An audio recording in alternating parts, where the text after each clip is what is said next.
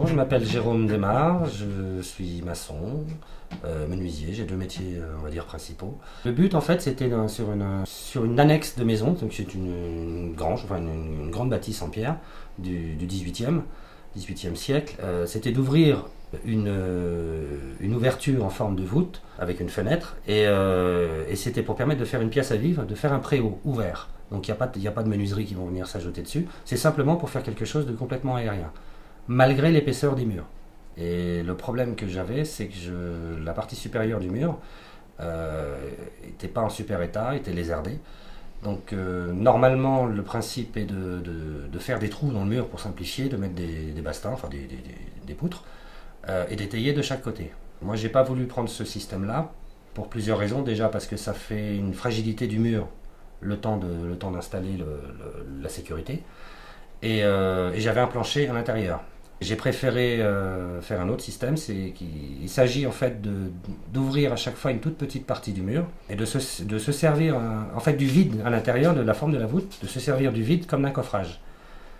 Donc on ouvre au-dessus du vide, qui est prévu, et je monte ma voûte au fur et à mesure, en ouvrant et en refermant au fur et à mesure. Ce qui fait qu'en fait on n'a jamais plus de 50-60 cm du mur qui est ouvert en même temps. Même si la voûte n'est pas sèche, on a quand même une résistance à la pression et on peut facilement avancer jusqu'au bout de la voûte. Sur la moitié de la profondeur du mur, évidemment, on garde toujours une partie sécurité. Après, pour les parties verticales, il suffit là par contre d'ouvrir sur toute la profondeur du mur, parce que comme on n'est pas large, on n'a pas une grande faiblesse.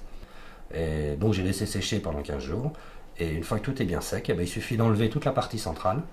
Et puis la voûte donc, se maintient et on n'a pas pris de risque de chute, puis de descendre la maison. Alors les principaux avantages, c'est un gain au niveau sécurité qui est énorme.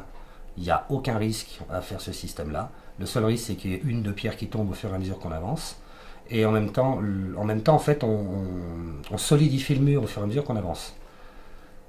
Évidemment en laissant le temps de sécher, bien sûr. Et puis ça évite d'avoir aussi une forêt d'été devant et derrière, de façon de pouvoir travailler à l'aise. Il y a un petit inconvénient quand même, c'est qu'en fait ça prend plus de temps.